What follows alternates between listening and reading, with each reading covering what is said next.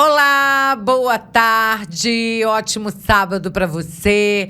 É com muita alegria que estamos juntos aqui em mais um Pod Vida, o podcast da Saúde e Vida, onde a gente traz sempre informações importantes para você crescer, criança, jovem, adulto, idoso, as nossas mulheres, a saúde da mulher, sempre tratada com muito carinho, muito respeito por todos os profissionais que por aqui passam, né, que sabem, né, entendem as enfermidades, né, e mais do que isso, né, estudaram para isso e traz soluções, né? Tudo é possível, né? Nem tudo é aquilo que não compete a nós, Deus resolve. Mas a medicina ajuda e é abençoada por Deus para que as coisas possam trazer saúde e qualidade de vida para todos nós, né? Mais uma vez conosco ela, a doutora Paula Ávila, nossa ginecologista, obstetra aqui do nosso programa, que sempre traz assuntos maravilhosos. Semana passada a gente falou sobre os adolescentes, né? Sim, foi um podcast muito legal. Muito legal. Se você ainda não viu, pode ir lá acessar o da semana passada para você ver. E hoje um assunto muito bacana, que é a questão do DIU, né? Tem muitos mitos sobre o DIU, tem muitas dúvidas. Existe vários tipos de DIU, né?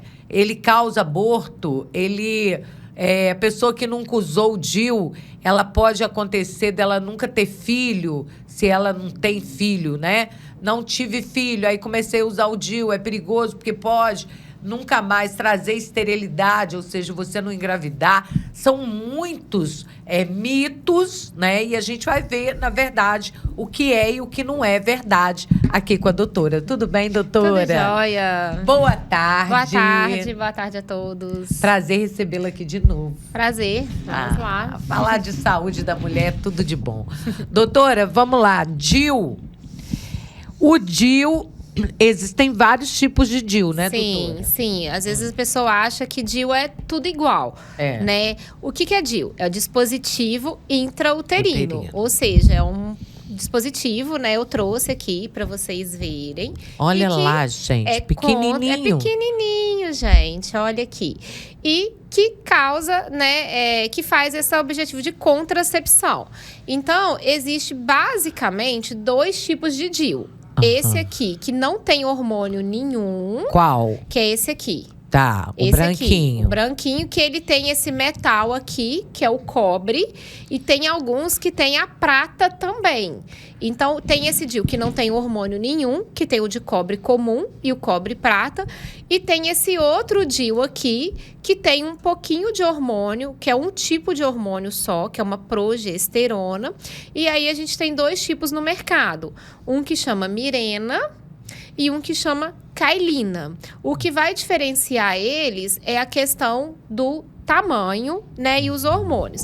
Então, vamos lá. O DIU que não tem hormônio nenhum, que é o de cobre ou cobre prata, tá? Eles previnem a gravidez através desse metal aqui, né? Eu até trouxe, por exemplo, aqui para vocês verem como ele fica dentro do útero, tá? Então, ele não tem hormônio nenhum, tá? E tem duas formas. O cobre puro, ele dura 10 ou 12 anos. Nossa, isso tudo? Muito tempo. E o que tem cobre com prata, ele dura 5 anos. O que é a diferença entre o cobre comum e o cobre prata? Todos dois, o que não tem hormônio nenhum, eles podem aumentar um pouco o seu fluxo menstrual. Seja na duração, eu menstruava 5 dias, eu vou passar a menstruar 7. E às vezes, eu menstruava mais um dia, eu vou menstruar mais 2, 3 dias. Então, esse é o que não tem hormônio nenhum. Quando tem esse com a prata estabiliza um pouco mais, então interfere menos na sua menstruação. Tá? Então, às vezes, ele é ideal para aquela paciente que tem uma menstruação tranquila, que não sofre com cólica, tem um volume menstrual, ok. Mas, para aquelas pacientes que já tem mais cólica, tem mais fluxo, por exemplo, se eu colocar um DIU de cobre, ela vai sofrer. Aí, para isso, a gente tem esses outros tipos aqui, que são os DIUs hormonais. tá? Que é o Mirena, que é esse branquinho aqui. O Mirena. Esse aqui só é verde de demonstração, mas ele é branquinho na vida real também. E o Kailina. Eles têm esse hormônio, que é uma progesterona, tá? Que faz uma ação o quê? De diminuir o volume menstrual. Então, com esse DIU aqui, as pacientes praticamente não menstruam ou ficam sem menstruar. Então, ele é ótimo, ele é tratamento também para esse público de mulheres com cólica, muito fluxo. Por exemplo, o Mirena a gente usa no tratamento da endometriose. Mesmo que a mulher já seja laqueada, por exemplo, eu tenho pacientes que já têm laqueadura e a gente coloca o DIU para controle de fluxo e cólica. E ele também pode ser usado na terapia de reposição hormonal da menopausa. Olha, por conta desse hormônio da progesterona. E é importante destacar que esse hormônio não tem risco de trombose. Então, eu já tive, eu tenho histórico de trombose, eu não posso hormônio nenhum. Não, o DIU hormonal você pode, tá? Esses dois aqui, porque o tipo de hormônio dele não causa trombose. Então, pode ser usado no pós-parto, mulheres que estão amamentando. Legal. É muito. E dura quanto tempo, doutora? Esse Mirena tá durando 8 anos agora. 8. E esse Kailina dura 5 anos. A duração. E dói, doutora, para colocar? Então, esse é um tema polêmico, né? Então, o que acontece? Esse aqui eu até trouxe também, ele vem aqui assim, ó, nesse insertor, tá? Então, quando a gente coloca, por exemplo, isso aqui simula o nosso útero, né? O objetivo dele é que a gente coloque aqui dentro para ficar lá dentro do útero. Tá. Eu, no meu consultório, e hoje a gente tem preconizado isso, eu faço um bloqueio de anestesia, tá? Por quê? Na hora que eu tenho que fazer essa inserção aqui, eu tenho que usar uma pinçazinha meio que para segurar o útero. E aí, se você faz essa inserção sem essa anestesia, pode doer. Quando eu tenho esse Mirena aqui, tá? Eu coloquei esse Mirena já há um tempo. Quem colocou em mim, há um tempo atrás, não fez essa anestesia, que eu faço nas minhas pacientes. Então, eu falo, nessa hora eu senti um pouquinho de cólica. Então, dói. Se não faz anestesia, mas também é uma dor rápida. Sim. Só que o que hoje a gente orienta fazer, e eu faço na minha clínica, eu vejo que a minha inserção é muito tranquila, eu faço essa anestesia. Então, e eu passo também uma medicação, a paciente chega lá, eu dou um remédio de dor antes, um anti-inflamatório. Tem a questão do ambiente, então a gente coloca uma música, tem todo aquele acolhimento. Eu vou explicando para as pacientes o que está sendo feito para ela não levar susto. Então, se você pegar todas as pacientes minhas que colocaram o DIU, você vai ver isso mesmo. Não, a paciente é muito tranquilo. E aí, só dá uma cólicazinha quando o DIU abre ali dentro. Mas não é dor, porque a gente faz essa anestesia. Então, vai depender de quem está inserindo em você. Né? Busque esses profissionais que façam essa inserção com essa forma mais humanizada, vamos dizer assim. Legal. E, doutora, até as jovens, adolescentes, pode usar? Existe alguma contraindicação? Quem não poderia usar? A contraindicação é muito rara. Por exemplo, é uma paciente que tem, às vezes, um mioma lá dentro, que é onde ele deveria ficar, não vai ter como colocar. Sim. Né? Algumas anomalias uterinas que são raras, mas, né, adolescente pode e deve usar DIU. Por quê? Como eu falei, é um método que a partir do momento que você coloca, você não tem que ficar lembrando todo dia. Você vai ficar 5, 8, 10 anos com aquele método ali. A taxa de falha dele, né? Muita gente, eu tenho medo de DIU por causa do bebê que nasceu segurando o DIU. Gente, DIU, a chance de falha dele é menor do que 1%. Nossa. Tá? O DIU de cobre, a chance de falha dele é 0,8%. O DIU hormonal, a chance de falha dele é 0,2%. Pílula, a chance de falha é de 3 a 9%. Nossa, Camisinha, 18 a 25%. Então, DIU é extremamente seguro, sim. E a gente preconiza nessa população jovem, por quê? Não tem esse negócio de ficar lembrando todo dia. Não tem interferência com medicação. Se você usou alguma coisa e passou mal. A partir do momento que você coloca, fez ultrassom, viu que ele tá ali certinho no lugar, você já tá protegida. Tá? Então, a gente orienta, hoje as sociedades de ginecologia e pediatria preconizam que esses métodos como o DIU e o Implanon, que é aquele do braço, são os prioritários para adolescente, para a gente justamente diminuir o risco de gravidez nessa fase. Tá. Engorda? O DIU engorda, doutora? Não. Primeiro, que o DIU o que não tem hormônio, não tem hormônio nenhum.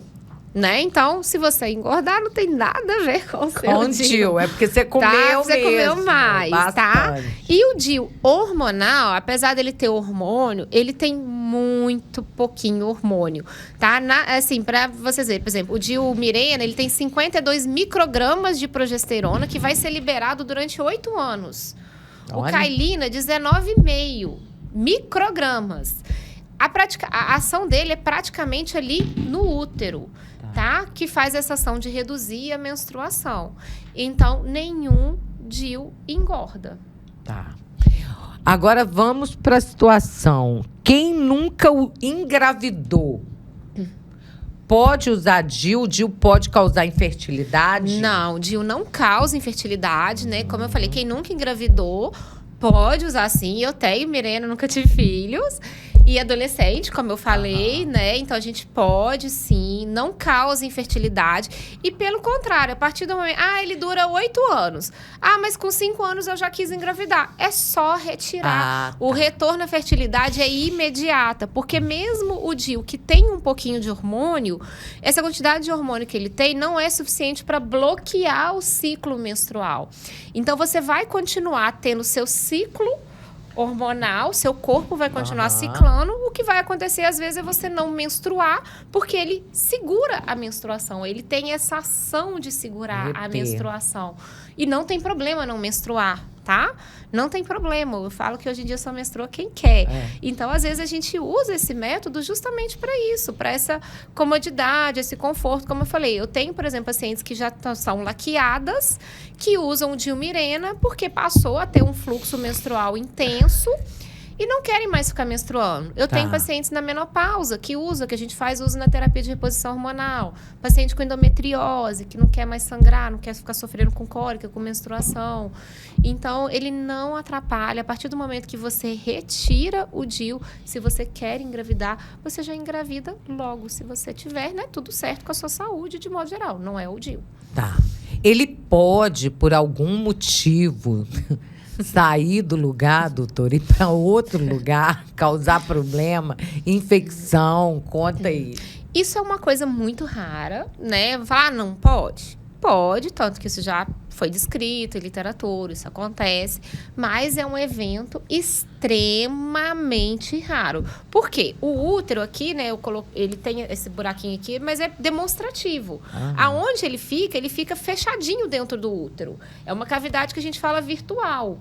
Tá? Geralmente, essa questão do DIU perfurar, às vezes acontece na inserção. Quando a pessoa faz uma inserção inadequada, que em vez de parar aqui, vai para todo o útero, tá? Mas como eu falei, isso é extremamente raro quando isso acontece.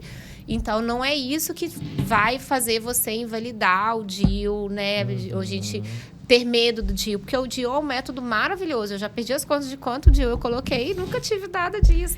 Nenhuma paciente minha perdeu DIU, assim, nada, não. Nada. Tá? Doutora, e no caso, quando tem que trocar, a gente também tem que ir no ginecologista para fazer retirada? Isso, é um procedimento médico, tá? Inserção e retirada de DIU é procedimento médico, é ato médico. Então, só médico que pode fazer isso. Tá? Porque eu já me mostraram, assim, Instagram de profissionais não médicos divulgando. Mas isso não é permitido. Então, e a retirada pode ser... por exemplo, venceu o meu Mirena.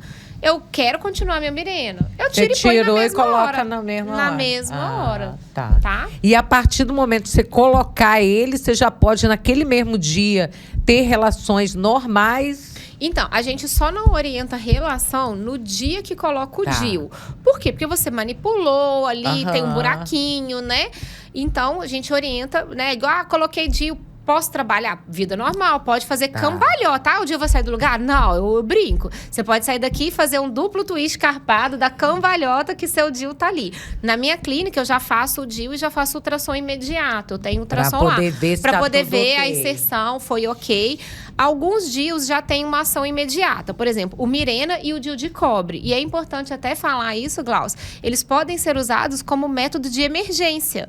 Em vez de você tomar aquela famosa pílula do dia seguinte, se você teve uma relação desprotegida, que está com medo de ter engravidado e não quer engravidar, o DIU de cobre e o Mirena são validados como método de emergência. Porque a partir do momento que você já insere, eles já estão valendo como contracepção. Tá. Já o de cobre e prata e o Cailina, eles demoram 7 dias para fazer efeito contraceptivo. Então, o que a gente orienta? Inseriu, durante 7 dias você usa um preservativo ou faz uma abstinência sexual. Depois do 7º dia, você já está protegida pelo seu Pode DIU. usar à vontade.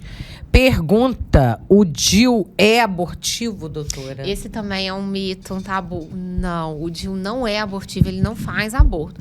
Ele previne a gravidez por outros métodos. Por exemplo, o DIU de cobre, ele deixa o ambiente hostil para o espermatozoide. Então, os espermatozoides não sobrevivem aqui, tá? Ele altera, por exemplo, a motilidade da nossa tuba uterina. Ou seja, ele não consegue, o espermatozoide não consegue atingir o óvulo, pra exatamente, para formar. Ele deixa tá. aquele ambiente hostil. O Mirena, a progesterona, ele age, ele faz como se fosse uma rolha aqui, que não deixa também o espermatozoide subir, né? Ele deixa esse tecido que menstrua muito fininho, então também não deixa que o óvulo vá para lá. Então, são vários mecanismos de ação, cada um dependendo do seu DIU, mas ele não é abortivo. Legal, isso aí é importante, porque muita gente às vezes fala assim, mas aí o DIU pode causar aborto. Não, do jeito que a doutora explicou, é muito tranquilo, né? Ele não deixa o ambiente próprio... o ambiente próprio ali para os espermatozoides, não deixa o espermatozoide subir, não deixa o óvulo andar por conta da motilidade da tuba. Então, tem vários mecanismos de ação, depende do tipo de DIU. O DIU você pode usar o tempo necessário, doutora, que você quiser, ou existe assim, não, você só pode usar DIU durante 20 anos? Ou você só pode usar DIU com até 25 anos? Não, você pode usar, igual eu falei, gostei do Mirena. Tirei um, coloquei outro. Você pode usar enquanto você quiser, tá? Não tem esse problema. Como eu falei, pode ser usado desde adolescente. E o Mirena, por exemplo, a gente usa na menopausa. Então, não tem essa questão. Ele dura... esse DIU dura 8 anos, mas eu quero tirar antes, você pode tirar a qualquer momento. Também. Mas, se quiser ficar os 8 anos, por exemplo, que ele é 8 anos, gostei, põe mais 8 anos. E é interessante a gente passar que deu a data... Tem que tirar, né, doutora? Tem que tirar, sim, porque né? Não senão pode ele ficar... pode causar sim, algum... aí assim, ele é uma coisa vencida ali, né, no seu corpo. Ele tem aquela validade. Ele tem ainda uma margenzinha, vamos supor, ele vence em 8 anos, naquele mês ali. Você tem aquele mês ali, tem aquela margenzinha, mas o quanto antes, porque a partir do momento que acabou o tempo dele, você já não tá mais prevenida pela gravidez. E também, se o DIU dura 10 anos, você não vai ficar 15 anos com ele, porque aí pode sim ter um risco de infecção, porque é uma coisa que já passou o tempo de validade dele. Mas você não é obrigada a ficar o tempo todo de duração. Como eu falei, você pode tirar a qualquer momento. Tá. Outra coisa, o DIU, qual que é o DIU que o governo libera para as pessoas poderem usar? O DIU de cobre, tá? O DIU de cobre é o que é liberado 100% pelo SUS. Saiu uma lei ano passado, de maio do ano passado, de que o DIU Mirena, que como eu falei que a gente usa para endometriose, para mulheres que têm diagnóstico de endometriose, tem laudo, tem exame e querem usar o Mirena, saiu uma lei, uma portaria, então essas mulheres têm direito ao Mirena. Aí tem que ver a questão da disponibilidade da sua rede, se não tem que judicializar, mas isso foi uma lei validada ano passado. Tá. De modo geral, universalmente no SUS, para todas as mulheres, o de cobre. E aí tem essa questão. Mulher que já sofre com menstruação, já tem muito fluxo, talvez não vá se adaptar muito ao de cobre. Eu já tive paciente que colocou o de cobre pelo SUS, não é porque é pelo SUS, porque o de cobre do SUS é basicamente o mesmo que a gente tem no consultório, é cobre. Só que por essa ação de aumentar o fluxo, dar muita cólica. Eu falo, vamos trocar pelo hormonal. Ah, doutora, mas é DIU. Não, não é. É DIU, mas não é igual. E aí, quando elas mudam do de cobre pro hormonal, ela fala, nossa, é outra vida, é outra coisa. Então, é DIU, mas são completamente diferentes. Então, o de cobre, eu sempre... Né, eu falo que a escolha, né, na hora que a gente está lá escolhendo qual método, eu sempre ponho isso tudo. Esse aqui vai fazer isso, esse aqui vai fazer aquilo. Então, eu tenho muitas pacientes que têm o método de cobre prata, mas já é esse perfil de mulher que não sofre com cólica, que tem uma menstruação ok, porque aí vai se adaptar. Agora, uma mulher que já tem endometriose, já menstrua muito, já tem muita cólica, ela não vai se adaptar ao de cobre. Durante o ato sexual, a mulher sente alguma dor porque tá com DIU? Não. Ela até esquece que tá com DIU. O que eu mais escuto nas pacientes que colocam o DIU, eu falo assim, doutora, que vida, é outra coisa. Alguns falam assim, nossa, meu arrependimento não foi ter feito isso antes. Porque é uma liberdade. Às vezes a paciente sai da pílula, que realmente, igual eu falei, esse aqui tem hormônio, mas é muito pouco hormônio. Eu tenho um desenho lá que mostra um bonequinho. Aí a pílula, o bonequinho tá todo cheio e o DIU tem uma bolinha só. Olha de quantidade de hormônio. Então, assim, não interfere na libido, né? Porque, como eu falei, o hormônio dele não chega a bloquear seu ciclo menstrual. Então, quando a mulher sai da pílula e vai pro DIU, ela fala assim, nossa, é outra vida, é outra coisa. E fora essa questão de não ter que lembrar todo dia, eu falo que DIU é liberdade. É libertador. Essa questão de você não ter que ficar, ai, meu Deus, lembrei de tomar a pílula, ai, esqueci. Aí você começa, ai, meu Deus, tô grávida. Aquele surto mensal, né, de todo mês. Então, não tem surto isso. Surto mensal é ótimo.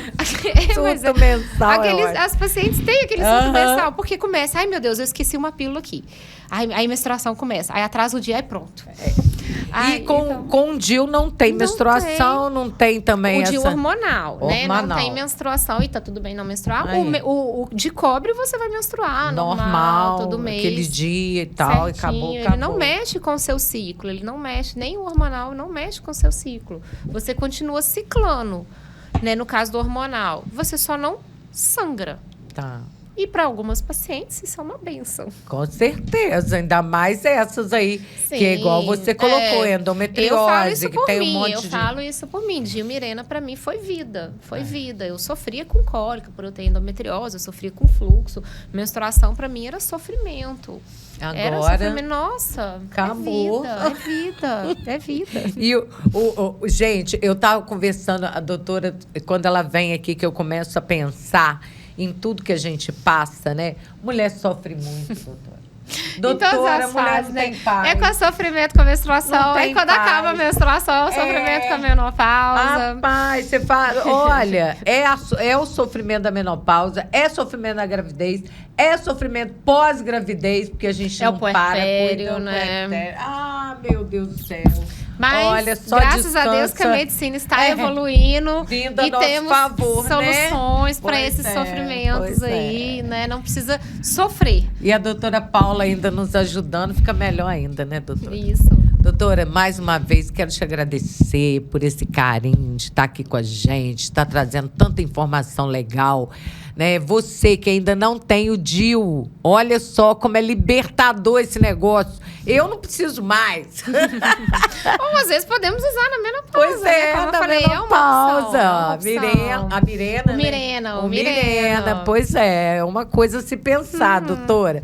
Mas para você que está aí, né, naquele momento bacana, curtindo a sua vida, amando, então tá aí uma boa dica para você não ter que ter o surto mensal de esquecer um medicamento, de esquecer uma pílula, coisa boa.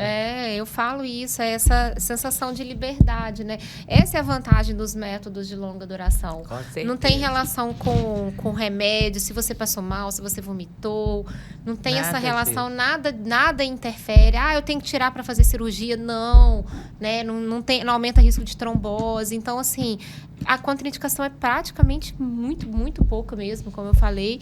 E esse método que dá essa liberdade para você, de você ter essa tranquilidade, não ter que ficar se preocupando, é muito menos hormônio, não tem hormônio nenhum. Então, para sua saúde, né, para o seu corpo, para sua saúde geral, é um método maravilhoso. A gente tem que quebrar essas barreiras, desses mitos que tem em torno do DIU. É um método extremamente seguro, extremamente, é um dos mais seguros que a gente tem. Então, confia no seu DIU, confia nele. Confia na doutora que tá falando, Também, que confia no estudou. médico, isso.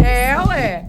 Meu amor, até semana que vem, se Deus quiser. Lembrando, é só seguir Instagram, doutora Paula Ávila Moraes. Você vai ver muitas dicas, os procedimentos que ela faz, ela mostra tudo lá no Instagram, muito legal, né? Agenda, fazendo consultas online, viu? E Cuide vou da dar sua saúde. spoiler aqui, para quem se interessou do DIU e do Implanon. Junho, a gente sempre faz uma campanha promocional desses métodos, que é o mês aí dos namorados, para você namorar com tranquilidade. Então, em junho, esses métodos aí vão estar com uma campanha especial. Doutora, que Deus te abençoe e até a próxima semana, Até. se Deus quiser. Nós vamos para o intervalinho e voltamos já com muito mais para você. Aguenta a mão. Cuidar da saúde da mulher é mais do que tratar sintomas. É olhar para cada fase da vida com atenção, respeito e acolhimento. Em Bom Jesus do Itabapoana, a doutora Paula Ávila oferece um atendimento especializado em ginecologia, saúde íntima e estética íntima, com foco no bem-estar, na autoestima e na qualidade de vida da mulher. Aqui, cada paciente é atendida de forma individualizada, com escuta, cuidado e tecnologia para proporcionar os melhores resultados. Seja na prevenção, no tratamento ou no cuidado estético. A clínica conta com um ambiente acolhedor, pensado para que você se sinta segura e confortável em todos os momentos do seu atendimento. E para facilitar ainda mais, a doutora Paula Ávila também realiza consultas online, levando orientação e cuidado onde você estiver. Agende sua consulta. Doutora Paula Ávila, ginecologia, saúde e estética íntima. Olá, estamos de volta agora para falar sobre saúde animal. E ninguém melhor do que ela, doutora Larissa, nossa veterinária, que está sempre aqui com a gente, tirando dúvidas. Quando é ela, é mamãe. Quando é mamãe, é ela, né? É a turma do Sensivete. Tudo bem, querida? Tudo bem. Boa tarde para você. Boa tarde, Gláucia. Boa tarde ao pessoal de casa. Prazer, viu? Mais uma vez. Prazer. Doutora, hoje o bate-papo é sobre o tempo, né? O frio que tá chegando, né? Itaperuna, então, e a gente não tá acostumado com frio. Aí, de repente, vem essas frente fria, né? E mexe com a gente. É verdade, doutora, que os gatos e os cães, eles sentem frio? Sentem. É? Gláucia, sentem. É diferente da gente. E Aham. é interessante falar, né, que nós somos de Itaperuna, nós sentimos o frio diferente Aham. das outras pessoas. O que é frio pra gente provavelmente não é frio pra quem mora em outros lugares. Mas os animais, eles também sentem frio. Não só os cães, os gatos, como os animais também se comportam diferente no frio. Então, sim, eles sentem frio. A forma que eles têm de termorregular, de trocar calor com o ambiente é diferente da nossa. Assim, cães e gatos, principalmente, eles trocam calor mais pelas extremidades. Mãozinho, pezinho, patinha, E narizinho. boca. Mas eles também sentem frio e eles também sofrem com o frio. Que legal. Como é que eu vou saber se o meu gato ou o meu cão sente frio? Tá sentindo frio? Ele faz alguma coisa? Ele procura um cantinho? Isso aí é importante, né, também falar. Eu não sei se você já viu, tinha um meme muito antigo que mostrava assim: um cão lá no Alasca, a menos não sei quantos, andando, brincando na neve. Um cão na Finlândia. Um cão... Aí falava em vários lugares frios. E o cão. Aí no Brasil, 20 graus, o cachorro de cobertor. Mas é justamente isso, é o costume. Aham. Mas o animal que sente frio, ele geralmente ele treme. ele vai procurar abrigo, ele vai procurar locais mais quentinhos, justamente para ele se proteger desse frio. Então, às vezes, o animal, o cachorro, o gato que está dentro de casa, talvez ele vai entrar embaixo do sofá, embaixo da cama, ele vai procurar um local mais quente da casa. E aí é onde entra também, Gláucia, o perigo dos animais que estão desabrigados ou que estão no quintal, ou aqueles animais errantes que eles podem até entrar embaixo de carro para se esquentar no motor, às vezes até entra ali embaixo e fica preso dentro do carro. Então, a importância que tenha, geralmente nessa época também rola uma campanha na internet, todo mundo fala assim, bate no capô do carro antes de sair, para ter certeza de que não tem nenhum animal ali dentro, que você não vai prejudicar nenhum animal. Então, eles procuram locais mais quentes. Olha que interessante. Você me contando, você falando a respeito do bichinho entrar no motor do carro, me lembrou o meu DJ lá da rádio. Ele falou, Gláucia, um dia desse eu vim andando aqui para a rádio, de carro. Cheguei aqui, tô sentindo um barulhinho estranho e mexe daqui, mexe dali. Você acredita que o meu gatinho, ele veio comigo de lá de casa até aqui, tranquilo no motor do carro. Olha aí o vizinho, porque ele falou que ele ficou totalmente sem condição, não sabia o que fazer. Aí o vizinho nosso lá da rádio ajudou ele a tirar o pequenininho de lá de dentro. E o perigo aí a pessoa não vê, o carro pode esquentar muito. Eles podem vir até a óbito. Isso, se a pessoa não vê, se ele fica preso ali muito tempo, é um perigo. É um perigo. Os cães e os gatos gripam nessa época, que a gente gripa, né? Assim, não gripa, né? Na verdade é o seguinte, o que acontece nessa época, né? Às vezes os animais, eles se aglomeram. Então, se você tem muito cão, se você tem muito gato, se você tem muito bicho, o animal vai ficar ali aglomerado, ou os animais errantes, os animais que têm contato na rua, eles vão se aglomerar. E essa aglomeração de animais, ela propicia a uma disseminação maior de doenças. E aí, sejam elas as doenças virais, né? Então, tem rinotraqueite em felinos, tem a tosse dos canis em cães, que a gente fala, e que são doenças que têm prevenção através de vacina. Então, a gente sempre fala disso, a gente sempre está falando de vacinação. Acho que a vacinação nunca cansa. Não é algo que a gente cansa de falar, porque ela é importante e é ela que previne qualquer tipo de doença que tenha a vacina, né? E principalmente dessas doenças sazonais.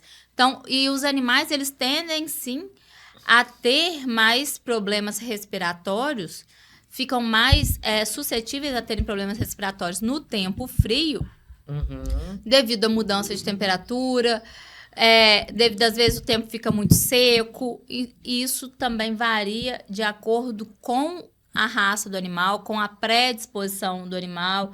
Tem animal que tem já problema respiratório, então isso tende a se intensificar. Tem animal que tem problema cardíaco, que tende a intensificar. Então, vários outros problemas tendem a se intensificar no frio. Olha só.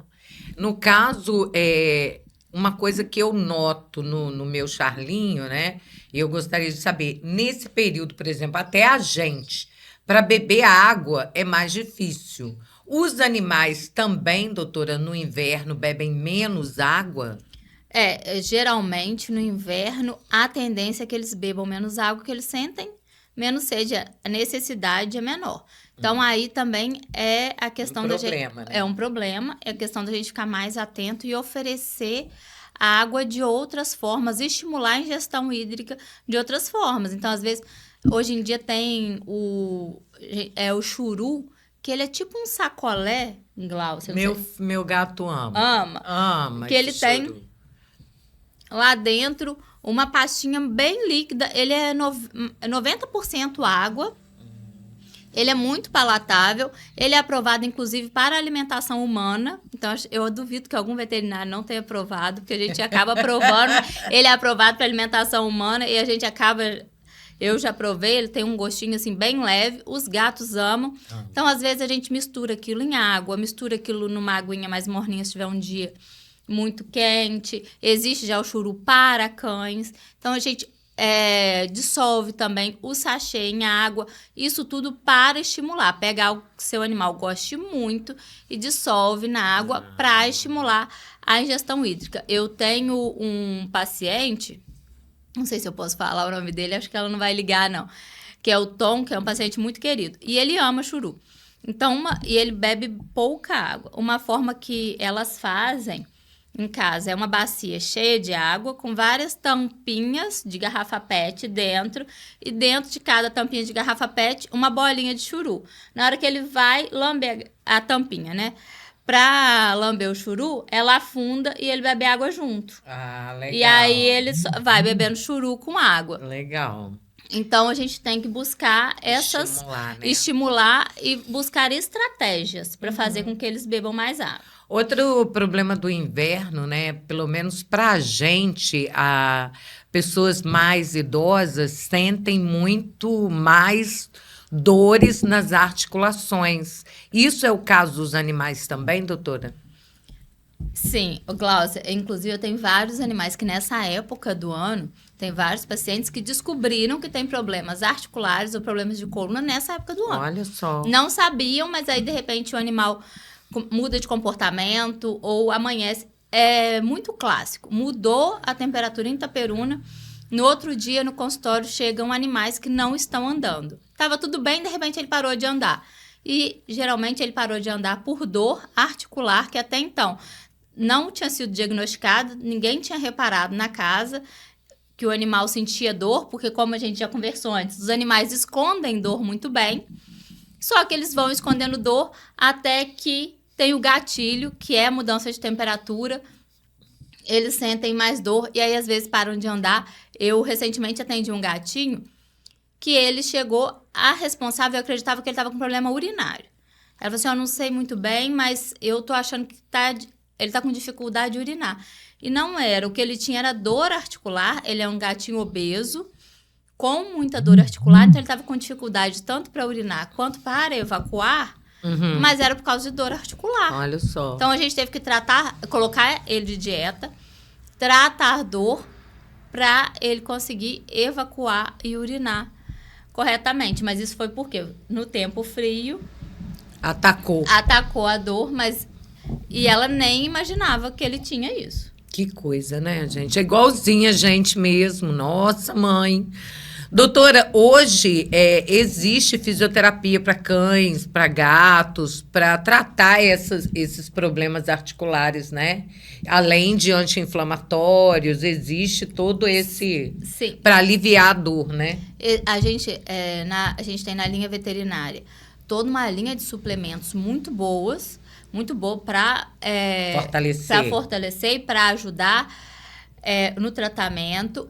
Também existe a fisioterapia. O maior problema da fisioterapia, Gláucia, é a adesão do responsável. Porque, assim, quando o animal está em crise, aí vamos fazer... Aí as pessoas fazem, quando sai da crise, melhora um pouquinho, geralmente as pessoas já começam, não está precisando tanto, e começa a espaçar, e às vezes depois o animal ou entra em crise de novo, ou piora, ou fica até pior do que estava antes. Então, existe a fisioterapia, é um ótimo adjuvante. A gente receita, mas a gente ainda na medicina veterinária tem a dificuldade da adesão do responsável ao tratamento completo. Porque o tratamento também não é só fisioterapia, né? O tratamento também é exercício. É atividade física. E aí não é todo mundo que quer sair com o animal ou colocar o animal para fazer atividade física, que é muito necessário para ele. Não existe, é igual a gente, não existe uma pessoa com dor que não precisa fazer atividade física, não é verdade? E dói eles tudo. também.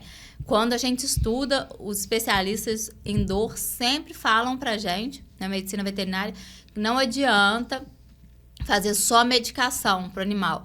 Também precisa de atividade física. Atividade física supervisionada, moderada, lógico. Você não vai pegar um animal que tá... Debilitado, mandar ele fazer uma maratona. Aqui, tá vendo como a gente fala, andar até a pecuária e voltar. Não, você vai começar aos poucos, mas precisa de alguma atividade física. Eu falo muito isso, atividade física para animal é remédio. Então, precisa de atividade física. Igual pra gente mesmo, né? Sim, igual pra gente. Doutora, questão de banho nessa época. Compensa? Vai dar dor de cabeça? Depende. Pode tomar banho, Pode. desde que com os cuidados necessários. O problema do banho, nessa época, é você secar o animal adequadamente. É não deixar o animal com pelo molhado. É a mesma recomendação em qualquer outra época do ano. Porque, como a gente vive numa cidade muito quente, as pessoas tendem a achar, Glaucia, nas outras épocas do ano, ou quando está muito quente, que não precisa secar o animal. E o animal precisa secar até em Itaperuna. A gente pega, aí é mais a doutora Marcele, né? Mas eu acompanho lá na clínica, muitos pacientes com problemas dermatológicos que chegam para a doutora Marcele e muitas vezes a causa base, ele toma banho e eu deixo secar no sol. E aí o fungo, bactéria se instala. O fungo se instala e depois abre porta para a bactéria e aí é a Marcele que resolve. Mas tem que secar muito bem. Tomar cuidado ao secar o animal não pode ser submetido a altas temperaturas, mas tem que secar e olhar se não tá deixando. Eu uso meu cabelo para mostrar pra gente, coloca a mão por baixo, vê se não tá ficando a área úmida. Então, secar muito bem o animal, tomar cuidado com água entrando nas orelhas e não deixar nenhuma umidade local. Beleza. Você citou a respeito das doenças respiratórias, né? No caso o gato eu nunca vi, eles espirram, né? Eu nunca vi meu gatinho espirrar. Pode espirrar, sim. Espirra? Pode. É justamente igual quando a gente tá falando da rinotraqueite, pode. A rinotraqueite é no gato? É no gato. É como se fosse uma rinite. É uma doença viral que dá secreção nasal, coriza, pode trazer secreção ocular. Nossa. Porque tá tudo ligado, né, Glaucia? Uhum. É o trato respiratório. Aí, dá febre, dá tudo. Dá tudo. Então, pode vir a espirrar, sim. E é muito difícil, porque a gente recebe, às vezes, umas fotos, fala assim, tá assim, o que é que eu faço? Gente, pela foto, a gente não consegue examinar o animal. A gente precisa examinar o animal como um todo. A gente não consegue olhar uma foto e falar, é isso. Isso nem no raio-x, é importante falar isso, que até na radiografia a gente precisa de 2 posições. A radiografia ela não pode ser avaliada numa posição só, ela precisa de 2. Você precisa olhar aqui e olhar aqui. Até um exame parado, uma foto parada, precisa de 2 posições. Então, você imagina uma anamnese do animal inteiro. Mas eles fazem isso? Manda foto pra você, falando, olha meu cão, meu gato, como está. Muito. É mesmo, doutor? Muito. Isso acontece muito. E a gente não pode nem fazer isso, a gente é proibido pelo nosso conselho de passar remédio assim. E não seria prudente, porque muitas vezes o animal chega lá com uma sintomatologia e ela tem outra por trás. Uhum. Eu atendi recentemente um animal que a responsável chegou e falou assim, o problema dele é o olho. Só que o olho dele estava todo edemaciado, estava inchado. Aquele animal estava coçando aquele olho, mas ele estava com a dermatite no corpo inteiro. Então, ele não tinha um problema no olho. O problema chegou no olho, mas ele estava no corpo inteiro. A gente tem que avaliar o animal como um todo. Então, é impressionante a quantidade de animais que chegam com um sintoma, que eleva o responsável a pensar que ele tem X, e o problema dele é Y. E se a gente não procurar a causa de base, se a gente não tratar o animal como um todo, fica muito difícil. Não adianta. É só colocar um band-aid num vazamento. E é o que a gente sempre fala. Às vezes, existem casos de pessoas que entram em contato, marcam a consulta e desmarcam. Entram em contato, marcam a consulta e desmarcam. E quando elas levam, o animal está muito mais grave do que elas gostariam de acreditar. E eles ficam, não, mas não estava tão grave assim. E estava, já marcou e já desmarcou, já marcou e já desmarcou. Uhum. E aí ficou muito mais grave. Então, tem que ser o quanto antes. Tá. Doutora, no inverno, eu, pelo menos, como mais. Você também? Você come mais no inverno? Eu como pra caramba. Eu tenho uma fome. Pimpolho, que tá aí na gravação. Pimpolho, você também tem fome, Pimpolho? Aumenta nessa época, né? E os animais? Eles têm que se alimentar mais porque eles sentem mais fome também? Se deixar a gente come o dia inteiro no Come. inverno. É impressionante, gente. Ai, ai. Ô, Glaucia, os animais, depende da quantidade de exercício que eles fazem. Só que o grande problema que eu tenho... Mas no inverno, geralmente, eles não querem fazer exercício. Eles querem ficar quietinhos dentro de casa. Então, se ele não faz mais exercício, ele não precisa, igual a gente, ele não precisa comer mais. Ter vontade de comer não é igual necessidade Diferente. de comer. E o que eu tenho notado é que o grande problema, hoje em dia, dos animais são os responsáveis. Então, às vezes, você tá com mais fome, você diz, se eu tô com fome, o Charlin também tá. Vou colocar um negocinho a mais pra ele. Verdade. E aí, a gente vai compartilhando os nossos sentimentos ali, as nossas sensações com os animais. Isso acontece tanto, é tão corriqueiro, que, eu não sei se eu já falei aqui, mas hoje eu tive que falar, eu falei com a responsável, você tá com medo de agulha, você tá atrapalhando a tirar sangue, porque o responsável que tem medo, o animal sente o medo do responsável. E às vezes o animal, ele nem tem medo, mas é o nervoso do responsável, é o medo do responsável. Passa tudo, né? Passa. Eles sentem. Há muitos anos atrás, eu tive um terapeuta que falava comigo assim, a linguagem vai muito além do que se fala, do que a gente fala. E quando a gente lida com o animal, a gente percebe que a linguagem é realmente isso, porque eles não falam o português. E muitas vezes o que a gente não fala, eles sentem. Eu me lembro, você que nos atendeu, eu fui levar o Charlin para fazer uma vacina, não sei se você se recorda disso. Lógico que eu me recordo. Tava eu e o meu esposo, lembra? E o meu esposo estava num estado de nervo tão grande que a Larissa foi e falou, vai lá fora um pouquinho, fica lá fora, depois você volta. E foi assim, impressionante. Ele saiu, Charlin se acalmou e a gente conseguiu vacinar ele bem, né? Eu lembro. É muito forte isso, gente. Como o animal percebe isso na gente, né? A minha primeira percepção muito clara disso foi um gato muito manso. Ele chegou no peitoral com a responsável dele. Assim, tranquilíssimo. Uma coisa assim, que você não vê todo dia. Não é natural Não você ver um gato super bem no peitoral, fora de casa, um lorde. E aí, na hora que eu falei, eu vou coletar o exame, eu só falei, o gato mudou de comportamento. No que ele mudou de comportamento, eu falei, o que houve? Aí a responsável falou assim, para, gente, para tudo, eu morro de medo de agulha, me deixa sair daqui. Ela virou as costas, ela chegou na porta, ela só fechou a porta, eu já tinha coletado sangue, falei com ela, pode voltar. Olha só. Ela voltou. Ela só precisava sair de perto, porque ela que estava nervosa, ele não estava. Então, isso foi pra mim, assim, foi uma aula nesse dia. Eu falei assim, o medo não era dele, era dela. E isso acontece também não é só com os animais, né? A gente, mãezinha de primeira viagem. Nossa, a gente, na verdade, aprende a ser mãe sendo mãe, não é? Então, assim, muitas das vezes acontecia, por exemplo, criança, bebezinho com aquela cólica, né? E a gente fica naquele nervoso, doido para poder tirar a criança daquela dor e acaba passando para a criança esse estresse, essa agitação. A gente vida. ensina a criança a ter medo. É e aí, outro dia, só porque, já que você entrou no assunto maternidade, a minha filha estava doente, ela estava lá no Sensivete. Chegou uma pessoa, uma conhecida lá para fazer um exame. Eu peguei o gato dela, eu fui fazer um exame e ela ficou conversando com a Cecília.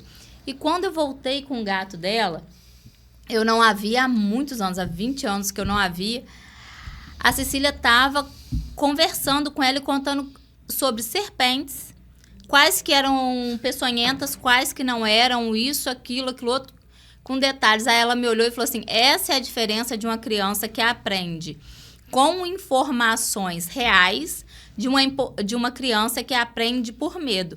A criança, quando você fala de cobra fazendo medo nela, ela vai falar de outra forma, como se fosse o bicho-papão. E a sua filha está me passando informações reais com a naturalidade, como se fosse uma coisa super normal entender de cobras.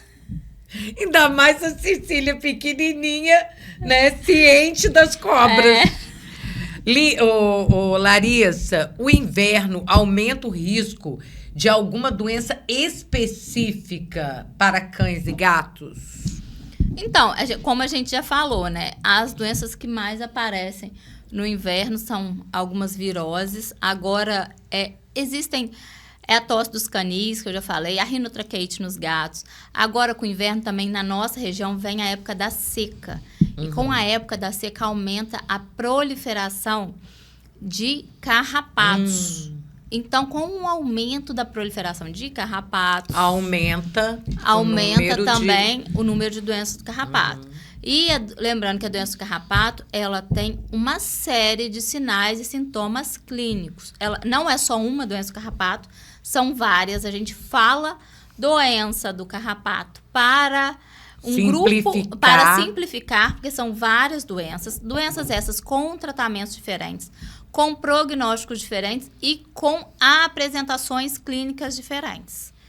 Então, às vezes, a gente tem que investigar muito. Tem uns que a gente descobre logo, tem outros que a gente precisa investigar muito. Uns complicam mais, outros têm sintomatologia clássica que a gente consegue. Mas tudo isso depende de exames e testes. Nem sempre nós temos um paciente lá na clínica que ele está tratando doença do carrapato há 8 meses. Hoje ele já faz acompanhamento com uma hematologista. E ele já fez até mielograma. Então, ele já teve coleta da medula para ver. Ele tá bem. Se você olhar, ele é o típico animal que o responsável abandonaria o tratamento, porque ele, olhando, ele tá bem, mas pelo exame, ele ainda não está fora de risco. Mas a responsável dele vem direitinho, faz tudo. Então, e ele apresentou várias doenças do carrapato, não é só uma. Então, assim, tem animais que fazem injúria ou lesão, que a gente chama renal aguda. Nossa. Tem animais que vêm a óbito. Então, a doença do carrapato, para a gente, aqui na nossa região, é um problema muito sério. E não é só aqui, não. Quando a última vez que eu estive em São Paulo, a penúltima, eu acompanhei um hematologista e eu via tanto na zona sul de São Paulo, tanto Ehrlich Babesi, duas doenças do carrapato. Eu falei, gente, se aqui na zona sul de São Paulo está lotado de Ehrlich Babesi, você imagina Itaperuna. Então, assim... E só de saber, né, que tudo isso pode se evitar com vacina. Se a pessoa tem, né, esse capricho com o animal de vacinar, né, doutora? Hoje em dia, para controle de pulga e carrapato, a vacina, que não é uma vacina, mas a gente tem o controle, que a gente fala de pulga e carrapato, que é fazer a medicação de acordo com a bula dele. Só que as pessoas querem fazer um remédio que dura 30 dias no ano. E aí não dá. Mas hoje em dia já tem uma injeção única anual que... Eu vou falar o nome, pode falar o nome? Pode. Que é o Bravecto 365, que protege por um ano, 365 dias. Aí não vai impedir que o carrapato suba no animal. Mas ele tende a matar o animal em tempo menor do que o carrapato, pelas pesquisas, costuma passar. É o tempo de repasto, o tempo que o animal fica lá se alimentando do sangue do animal. O carrapato precisa de um tempo, pelo menos umas 4 horas se alimentando do animal para... É mesmo? Isso tudo? Para inocular o parasito. E aí, esse remédio tende a matar o carrapato antes desse tempo. Então, assim, o carrapato... existe janelas para tudo. Então, é lógico que pode ser que aquele animal pegue mesmo com controle, mas diminui muito a chance. Legal. Muito mesmo. Então, o controle de pulga e carrapato, ele tem que estar em dia. Até essa semana eu conversava com uma nefrologista que presta... que é a parceira do Sensivet, e eu conversava sobre isso porque eu fui questionada, falando assim, diante de um animal com uma lesão renal, vai fazer controle de pulga e carrapato? E ela falou assim, entre evitar que ele pegue mais uma doença que vai prejudicar mais ainda o rim dele, eu prefiro que ele evite. Porque é lógico que toda medicação vai ter ali um resquício que vai passar pelo rim, mas é melhor evitar uma doença, um mal maior com um mal menor. Então, ela até fala, a gente conversava sobre o protocolo que a gente adota no Sensivet, que é todo animal que, para ficar internado, tem que fazer o controle de pulga e carrapato. Sim. Aí eu fui questionada por um veterinário que falou assim, não, mas esse animal tiver com lesão renal e você vai fazer um controle de pulga e carrapato, pode piorar a lesão renal. Aí ela falava assim, eu prefiro prevenir o mal maior do que o mal menor. E a gente faz, geralmente, se o animal estiver muito debilitado, estiver vomitando, a gente faz controle com alguma medicação tópica, que vai durar menos, mas também tem uma ação ali local para prevenir. Porque a gente está numa internação, mesmo que o cachorro chegue sem nenhuma pulga e carrapato para internar, pode ser que 2 horas depois chegue um lotado de pulga e carrapato. E a gente tem que evitar também que dissemine lá dentro. Verdade. Eu achei bonitinho, porque veterinária sempre tem um machucadinho. Cadê? Dá pra Aqui. ver? Olha lá. Dá pra ver? Olha lá. Arranhãozinho, ó. Cadê? Isso aí é um gatinho, no mínimo, né? A gente brinca Olha lá, ó. que fala, Olha lá, ó. estuda, minha filha, porque a caneta é mais leve que a enxada. E o veterinário sempre mostra a própria caneta. Olha a caneta tentando me matar. A caneta. Larissa, mais uma vez, obrigado pela sua participação aqui. Nossa, foi muito legal o nosso Pode Vida hoje, falando sobre essa questão do inverno, né?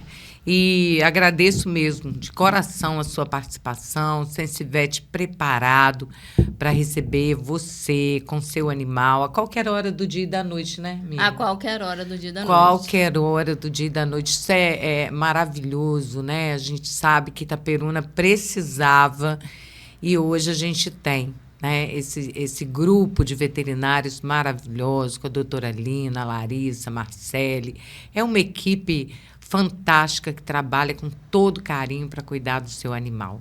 Que Deus te abençoe e até a próxima semana, se Deus quiser. Depois do intervalo, a gente volta com mais informações. Aguenta a mão aí. Em Itaperuna, Sensivet, o Centro Veterinário de Emergência da Procamp e da Propet.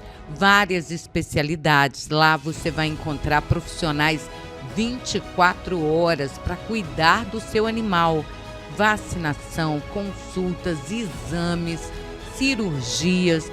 Venha conhecer o lugar perfeito para cuidar do seu pet. Sensivet Centro Veterinário. Fica na Rua Coronel Pimenta, centro de Itaperuna. Telefone 3823-1075. Agende a consulta do seu pet ainda hoje. Olá, estamos de volta aqui no nosso Pode Vida, o podcast do Saúde e Vida, né? Sempre trazendo esses profissionais maravilhosos que fazem a diferença, que tiram as nossas dúvidas de forma segura. É esse o nosso objetivo aqui do Pode Vida, trazer informação para você com quem realmente entende. Mais uma vez estou recebendo meu cardiologista, Dr. Michel. Seja bem-vindo mais uma vez, doutor. Boa tarde. Boa tarde, Glaucia. Boa tarde, pessoal de casa. E hoje o assunto a gente vai conversar sobre arritmia, não é isso, Glaucia? Hoje o assunto é muito sério, gente. Atenção. Doutor, arritmia pode matar? Então, antes de responder essa pergunta, a gente precisa entender o que é arritmia. A arritmia é uma doença do sistema elétrico do coração. O coração ele é um músculo, ele faz uma função de bombeamento extremamente orquestrada e o maestro dessa orquestra é a parte elétrica do coração. Quando você tem uma doença nessa parte elétrica, que é uma arritmia, então o coração ele pode ficar descompassado, ele pode uma parte dele bater antes do esperado, ele pode bater mais devagar, ele pode bater mais lento. Então, na verdade, a arritmia ela não é uma doença. A arritmia é um grupo de doenças do sistema elétrico do coração. Existem arritmias graves, existem arritmias simples. Existem arritmias que não atrapalham a vida da pessoa e existem arritmias que podem provocar morte súbita. Nossa. Doutor, é verdade que o coração ele pode parar e voltar sozinho a bater?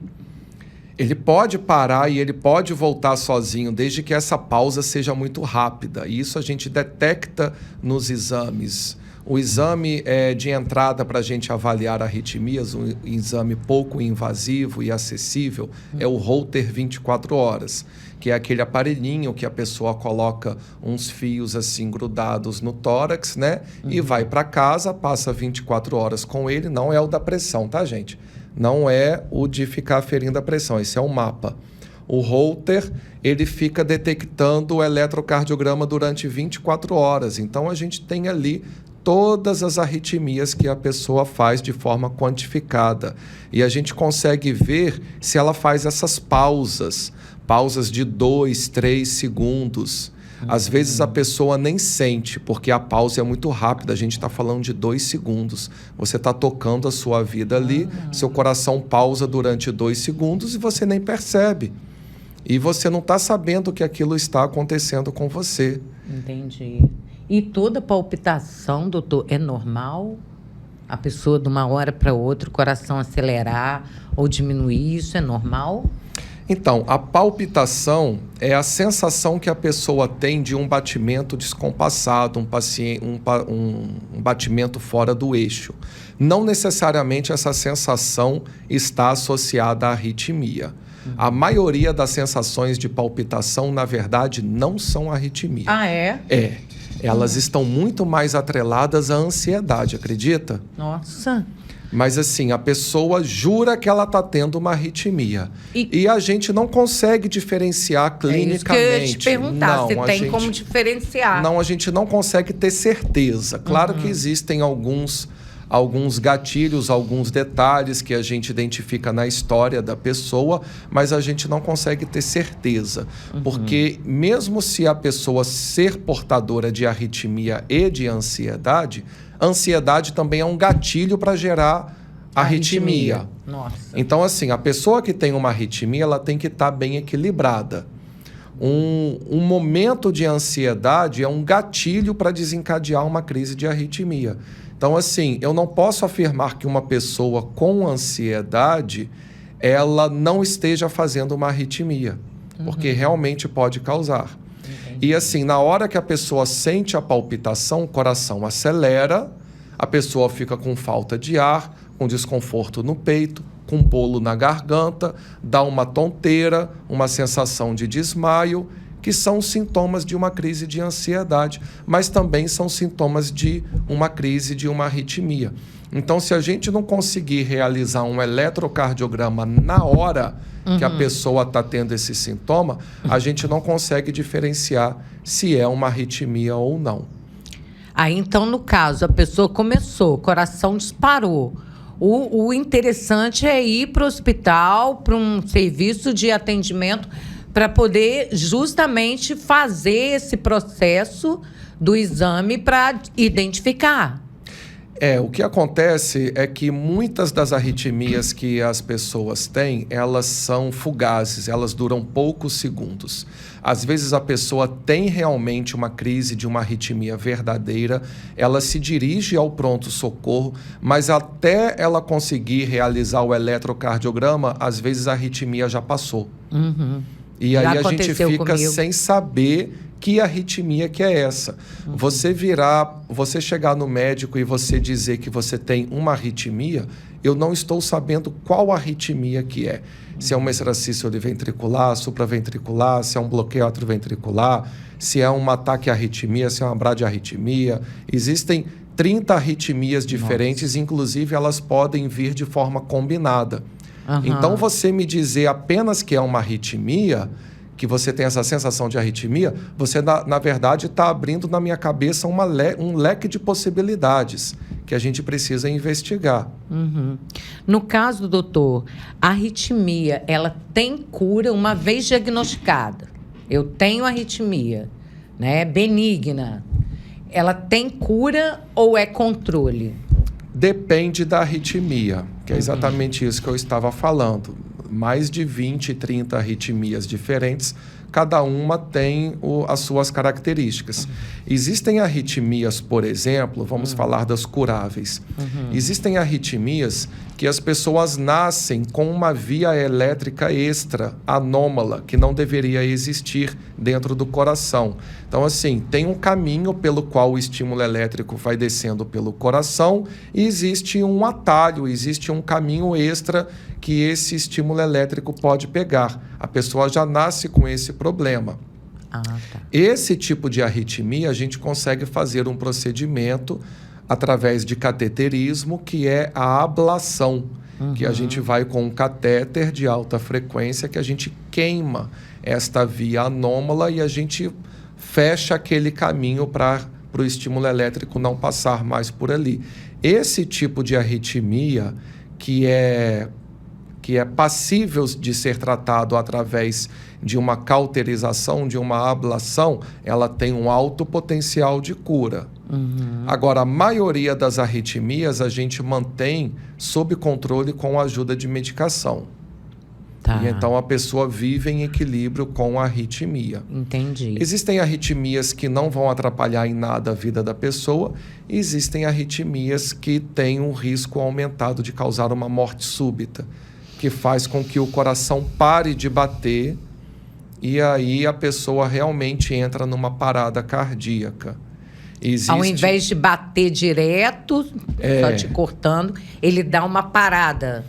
Então, na verdade é o contrário. É uma arritmia que bate de uma forma extremamente acelerada, porém desorganizada. Então, o estímulo elétrico ele é tão intenso e caótico que a musculatura do coração não consegue se organizar para fazer aquela contração ritmada e orquestrada, né? Entendi. É muito cacife para pouco índio. São muitos cozinheiros na cozinha, entendeu? Então, acaba que o coração não contrai, e aí se o coração não contrai, não bombeia o sangue, não chega sangue no cérebro, a pessoa desmaia. Misericórdia. Existe até para esses tipos de arritmia, que é um tipo específico de arritmia, não é para todo mundo, um implante de um aparelhinho que a gente tem que mandar colocar, que é o cardiodesfibrilador implantável, que é um aparelhinho que é semelhante a um marca-passo que fica aqui por baixo da pele e um cabo que vai lá dentro do coração. Ele fica 24 horas por dia monitorizando a atividade elétrica do coração da pessoa. Quando ele detecta esta arritmia, ele vai dar um choque. Entendi. Que é para a pessoa não ter arritmia e o coração não parar. Mas isso é um procedimento que só alguns tipos de arritmia específicas que têm a indicação deste aparelho. Eu vejo, por exemplo, doutor, morte súbita de pessoas como atletas. A pessoa está lá, pelo menos deveria ter, né, um acompanhamento médico, né, porque a gente vê esses atletas aí, eles passam por baterias de exame, com frequência e tal. Aí entra em campo e, de repente, acontece isso. É o quê? Uma coisa que veio de repente, é uma fatalidade. Geralmente, a pessoa que passa, um atleta que passa por uma situação dessa, de repente, é a primeira vez que ele está tendo isso, não foi olhado com antecedência, tem como evitar, entendeu? É aquela história, né, Glaucia? Cada caso é um caso. O que a gente pode comentar, sem saber especificamente sobre um paciente em específico, falar de uma maneira geral, existem algumas doenças cardíacas de cunho genético.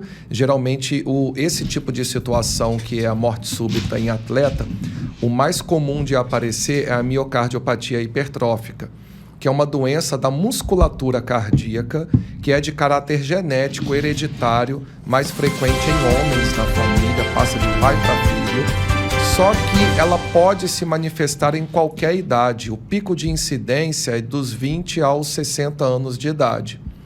E assim, não tem um exame específico que faça parte do nosso rastreio, que seja desses exames comuns que a gente faz, que a gente detecta que a pessoa tem a chance de desenvolver a miocardiopatia hipertrófica. A gente vê isso na história familiar e se a gente fizer um teste genético, que não faz parte de check-up esse tipo de rastreio. A gente tem que desconfiar, a gente tem que ter um histórico na família, a gente tem que ter uma pista para a gente sujeitar a pessoa a realizar um exame. Né? A gente não pede exame à toa, a gente pede exame porque existe um grau de desconfiança em cima. E por isso que os atletas de alto rendimento, eles precisam passar por avaliações mais frequentes e mais pormenorizadas. Porque pode ser que a primeira manifestação desta doença seja uma arritmia que provoque uma morte súbita. Nossa, complicado. Que é justamente essa arritmia que seria tratada com esse CDI, esse cardiodesfibrilador implantável, né? Doutor, o que pode, uma vez que veio o episódio, eu constatei que é uma arritmia, né?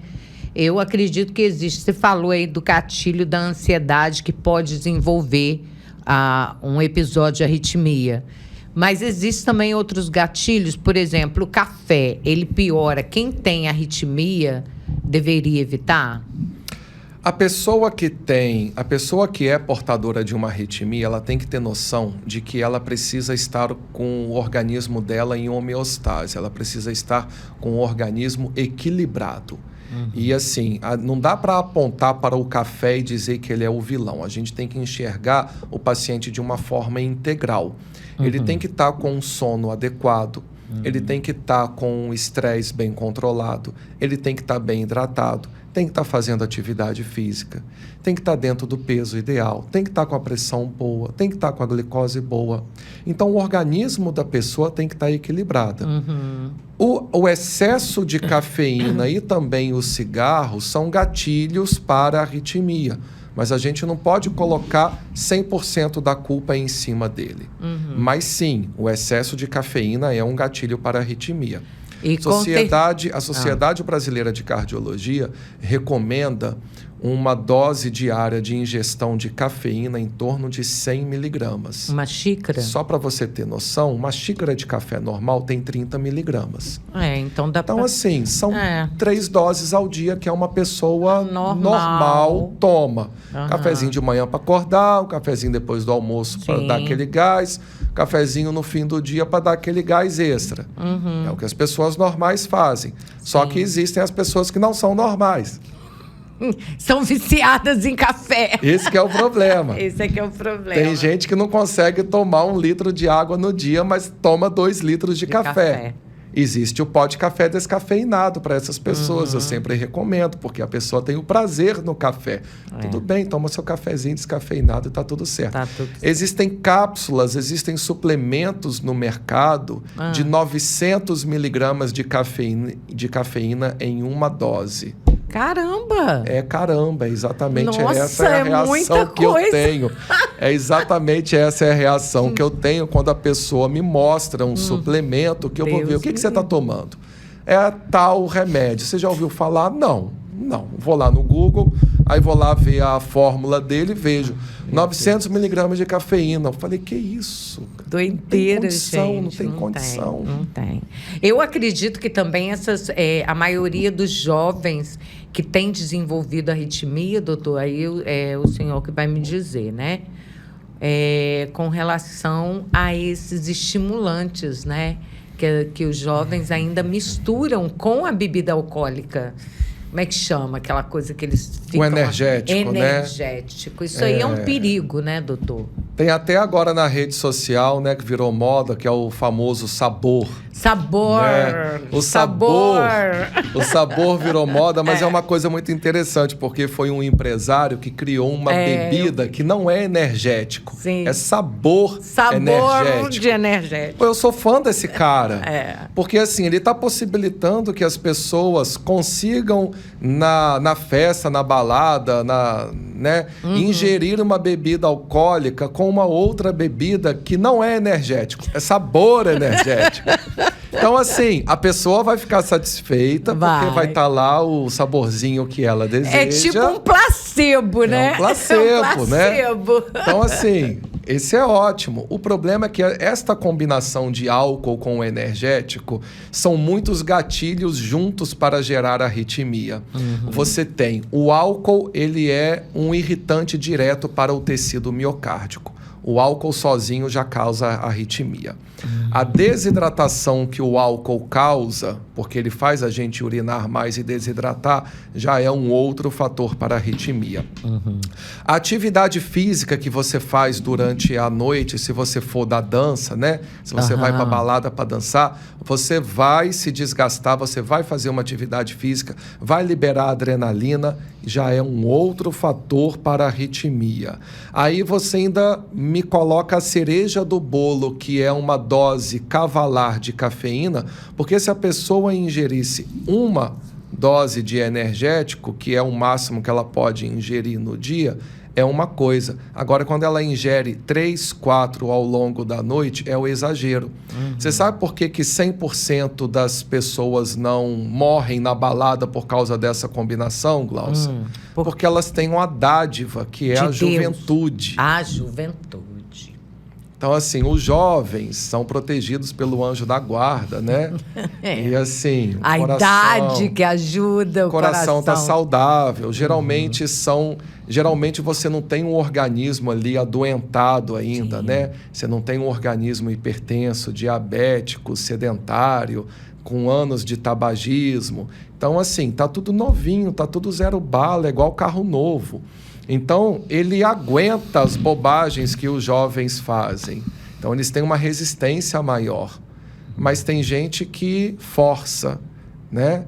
Força a situação e mesmo sendo jovem e saudável, acaba acontecendo. É verdade. Doutor, falando um pouquinho sobre mitos, né? Com relação à arritmia. A arritmia é coisa de idoso. É mito, né? Porque qualquer pessoa em qualquer idade pode ter, né? Então, dando um exemplo que eu falei aqui mais cedo. Tem gente que já nasce com esta via anômala e faz um tipo de arritmia mesmo jovem, sem nenhum outro problema de saúde. Agora, o tipo de arritmia mais comum que a gente ouve falar é a arritmia que ela é provocada pelos problemas cardíacos que vão se acumulando ao longo da vida. Por exemplo, quando a pessoa infarta, ela tem uma zona de um tecido morto no meio do coração. Infarto é necrose celular. Infarto é porque entupiu a artéria, uma parte do coração morreu e fica ali uma cicatriz. Essa cicatriz, ela não conduz o estímulo elétrico da forma adequada. Então, essa cicatriz, ela é um foco que gera arritmia. Tá. Ela é um tropeço, ela é uma pedra no meio do caminho do estímulo elétrico que está tentando passar ali de uma forma lisa e homogênea. Então, assim, o tecido cicatricial de uma pessoa que tem uma cardiopatia hipertensiva, que tem uma valvopatia, que tem uma insuficiência cardíaca, aquilo dali é gerador de arritmia. Então, por isso que a gente ouve falar das arritmias nas pessoas com 50, 60, 70 anos, que já são oriundas desses problemas cardíacos que são provocados por outras coisas. Então, assim, é uma bola de neve. A pessoa começa com sedentarismo, com tabagismo, com maus hábitos alimentares, desenvolve uma hipertensão, faz uma cardiopatia hipertensiva, faz uma insuficiência cardíaca, faz um infarto, depois faz uma arritmia. É uma progressão que vai ao longo de 20, 30 anos. Depois morre. Né?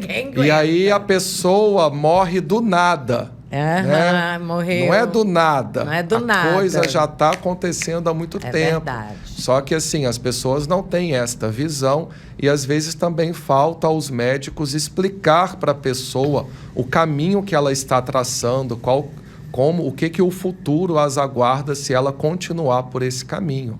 Eu sempre faço questão de explicar para a pessoa o que está acontecendo e o que eu estou enxergando, qual que é o meu medo. Por isso que eu insisto tanto para você ter essas mudanças agora. Porque a gente começando esse tratamento hoje é extremamente mais fácil do que começar a tratar daqui a 10 anos, quando a coisa estiver feia. Arritmia, é verdade ou mito que a pessoa que tem arritmia, doutor, está impedida de fazer atividade física. Ela vai escolher uma atividade física mais tranquila, que não sobrecarrega o coração. Mas aí, para responder essa pergunta, Glaucia, eu preciso saber qual a arritmia. Não é uma orientação geral. Qualquer arritmia vai impedir a pessoa de fazer atividade física. Atividade física é um dos remédios melhores que a gente tem, principalmente para a saúde cardiovascular. É barato, é gratuito, dependendo do que você faz. Abaixa a pressão, abaixa a glicose, abaixa triglicerídeo, melhora o seu sono, melhora a sua ansiedade, aumenta a sua longevidade. Para a gente proibir a atividade física é porque tem que ter alguma coisa que realmente seja muito forte. Séria, né? E se ela tiver alguma arritmia que ela não possa fazer uma atividade física de alto rendimento, a gente ainda vai orientar uma atividade física de baixo rendimento. Para a gente realmente cortar a atividade física da vida da pessoa, tem que ser algo realmente muito importante. Verdade. Doutor, outra coisa também que eu acredito que seja mito, não sei, né? Com relação ao coração falhar. Aquela sensação do coração falhar. Uma vez na vida, outra na morte. Igual trotar. Tem muita gente que fala, tá tipo trotando, faz um... entendeu? Isso é também uma arritmia? Pode ser uma arritmia. É o que eu estava falando sobre a sensação de palpitação. Gases, se você estiver com gases, te dá uma pontada logo aqui abaixo do coração, que a pessoa acha que está infartando. Sim. Né? Quando a gente fala sobre desconfortos no tórax, a gente tem que lembrar que aqui onde eu estou colocando a minha mão, exatamente nesse lugar, eu tenho pele, músculo, osso, traqueia, esôfago, coração, pulmão e lá atrás eu tenho a coluna. Cada uma dessas estruturas provocam sintomas, provocam desconfortos e dores, cada um com as suas características. Então, o cardiologista está acostumado a identificar dores torácicas. Acredito que seja o profissional que mais esteja habituado, cardiologista e também o pneumologista, que são os mais procurados para dores torácicas, mas no dia a dia acredito que realmente seja o cardio. Então a gente tem essa rotina de diferenciar de onde que está vindo a dor e da gente fazer uma investigação em cima dessa desconfiança. Às vezes, em determinado momento, a gente vai precisar encaminhar para um especialista naquele assunto, naquele órgão. Mas o que eu estou querendo dizer é, se você tem essa sensação do seu coração tropeçar, isso não significa 100% que você tem uma arritmia. Mas é uma queixa a ser valorizada e eu vou querer investigar. Exatamente, primeiro com um bom questionamento, uma boa entrevista, entender direitinho o detalhe desses sintomas e depois alguns exames para a gente investigar a arritmia ou alguma outra coisa que eu estiver desconfiando. Realmente o assunto é grande, né? São muitas as questões. O certo, assim, para que a gente possa... Porque, tipo assim... Até que ponto, doutor, eu preciso buscar um médico numa hora dessa? O coração, às vezes, começa a palpitar, e acelerando. Aí eu teria um tempo para buscar essa ajuda. Ficar em casa, eu acho que não é uma boa, né? Então, aí depende do quão que esse sintoma está impactando no equilíbrio do seu organismo naquele momento. Então, se você está sentindo uma palpitação, uma suposta arritmia que está fazendo o seu coração visivelmente disparar e você está com uma falta de ar e você está suando frio e você está com uma tonteira e você está com um pico de pressão ou até mesmo uma queda de pressão, dependendo da arritmia, pode fazer as duas coisas, você precisa ir imediatamente ao pronto atendimento. A emergência para buscar atendimento médico agora. tá? Agora, se você está apresentando de uma forma irregular, de vez em quando, um sintoma de uma palpitação, um soluço no coração, um tropeço no coração, uma coisa que vem, dura alguns poucos segundos e vai embora, você vai marcar uma consulta no consultório, né, com calma, com o cardiologista, para a gente fazer essa investigação. Entendi. Então, se for uma situação grave, pronto-socorro.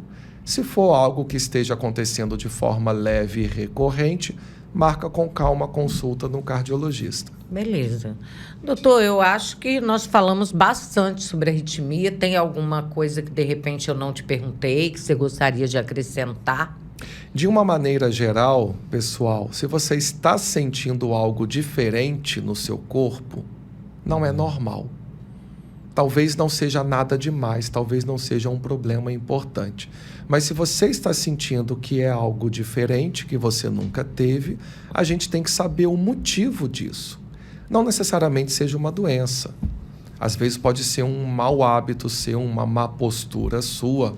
Mas a gente tem que saber por que você está com aquele sintoma. Porque pode ser um sinal de um problema importante, você não está sabendo. Lembrando que a maioria dos problemas cardíacos só causam sintomas em fases mais avançadas. Então, por isso que é importante, pelo prestar menos atenção. uma vez também no ano, né, doutor, fazer aquele check-upzinho do coração, fazer uma boa consulta, os exames que são necessários. Mais importante do que os exames é a consulta, porque é na consulta que a gente vai entender quais os riscos que você está tendo de acordo com a sua rotina, com o seu histórico, com seus hábitos de vida, a sua carga genética. E aí a gente pode dar um direcionamento maior de quais exames fazer. Não existe assim um pacote que seja... uma receita de bolo para todo mundo fazer os mesmos exames todos os anos. Claro, existem alguns exames que a gente sempre vai querer ver, como um hemograma, uma glicose, um colesterol, uma função renal. Isso daí vale a pena a gente realmente já até chegar com esses exames prontos, porque com certeza a gente vai querer ver. Só que talvez eu vá te solicitar outros e você vai ter que fazer uma segunda coleta. Aí é outro dia em jejum, outra manhã no laboratório, né? Então eu prefiro fazer tudo de uma vez só, do que fazer a pessoa ir ao laboratório 2 vezes, né? Com certeza. Doutor, agradecer mais uma vez a sua participação aqui no nosso Pode Vida, desejar uma feliz Páscoa para você, para sua família. Como é bom a gente ter essa orientação, tanta coisa bacana, né, que o doutor passou para a gente hoje. E agradecer mesmo. Deus te abençoe. Que você continue sendo, né, esse profissional abençoado aí, cuidando dos nossos corações, viu? Amém, recebo. Feliz Páscoa a todos vocês, tá? Um bom fim de semana, um bom feriado. Curtam com a sua família, comemorem. Amém. Nós encerramos, né, o programa hoje. Na próxima semana estaremos juntos. E eu lembro a você uma coisa importante. Você que assiste aí o nosso Pode Vida, compartilhe. Pessoas que você conhece, né, que tem aí esses problemas, compartilhe, curta, inscreva-se, né, no nosso YouTube aí, TV Itaperuna, no nosso canal. Compartilhe, vai ser um prazer. A sua mensagem, o seu feedback é importante. Glaucia, eu gostaria que o doutor Michel, na próxima semana, falasse sobre o assunto X, né? Então, a gente vai apresentar para ele e, com certeza, ele vai trazer na próxima semana, manda dicas, sugestões aqui para o nosso programa. Que Deus abençoe, uma feliz Páscoa a todos e até na próxima semana. Cuidar do coração é cuidar da vida. Se você busca saúde, prevenção e um atendimento de confiança, o Dr. Michel Thanos está pronto para te atender com excelência e dedicação. Com um olhar atento e humanizado, ele oferece acompanhamento completo para manter seu coração forte e saudável, ajudando você a viver melhor todos os dias. Agende sua consulta e dê o primeiro passo para uma vida com mais qualidade e tranquilidade. Seu novo consultório fica na Rua 10 de Maio, número 500, sala 515, edifício Infinity. Cardiologia é coisa séria. Confie em quem entende. Dr. Michel Thanos. Cuidado que vem do coração.